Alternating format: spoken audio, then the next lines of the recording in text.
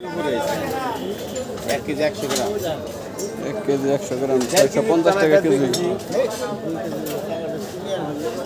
এখানে নেই আমরা এর আগে কপি আরবেন না কপি আমি 2000 ধরে কপি আমাদের তো হারালি না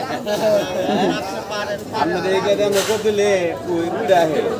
আর আমাদের কপি সাইকো চাপালি না সেটা আমরা কিছু চাপা নাই সাইকো